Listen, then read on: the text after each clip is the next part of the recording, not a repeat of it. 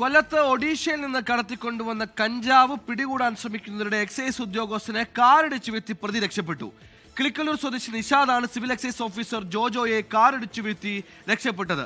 ഇയാളെ പിടികൂടാനായില്ലെങ്കിലും കഞ്ചാവ് വാങ്ങാനെത്തിയ തൃശൂർ സ്വദേശി സ്റ്റാൻലി പീറ്ററിനെ എക്സൈസ് പിടികൂടിയിട്ടുണ്ട്. നിഷാദിനുള്ള അന്വേഷണം ഊർജിതമാക്കിയിരിക്കുകയാണ്.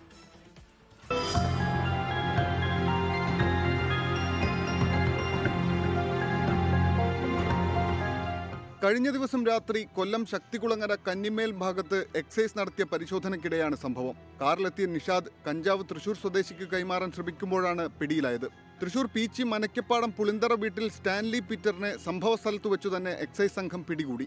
ഇതിന് പിന്നാലെ ഇയാൾ വാടകയ്ക്കെടുത്ത വീട്ടിൽ നടത്തിയ പരിശോധനയിൽ 8.286 കിലോഗ്രാം കഞ്ചാവും വടിവാളും കഞ്ചാവ് പാക്ക് ചെയ്യാനുള്ള ഉപകരണങ്ങളും കണ്ടെടുത്തു.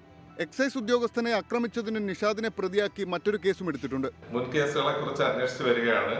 വളരെ സാഹസികമായി എന്ന് പറഞ്ഞാൽ നിഷാദിന്റെ നേതൃത്വത്തിൽ കാറിൽ പ്രതിക്ക് കഞ്ചാവ് കൈമാറുന്നതിനിടയിലാണ് സ്ക്വാഡ് പാർട്ടി സ്ഥലത്തെത്തിയത്.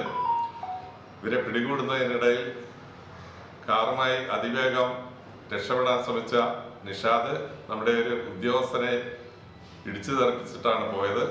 ഒഡീഷയിൽ നിന്നും വൻതോതിൽ കഞ്ചാവ് എത്തിച്ച് ഇടനിലക്കാർ വഴി വിൽപ്പന നടത്തുന്നതാണ് ഇവരുടെ രീതി.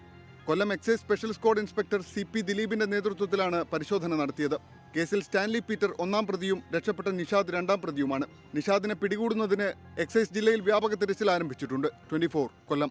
ലോകത്തെവിടെയായാലും ഏത് സമയത്തും 24 വാർത്തകളും ഓഗ്മെന്റഡ് റിയാലിറ്റി പാക്കേജുകളും എക്സ്പ്ലെയിനറുകളും വിശദമായി കാണാൻ ഞങ്ങളുടെ യൂട്യൂബ് ചാനൽ നിങ്ങൾക്ക് സബ്സ്ക്രൈബ് ചെയ്യാം.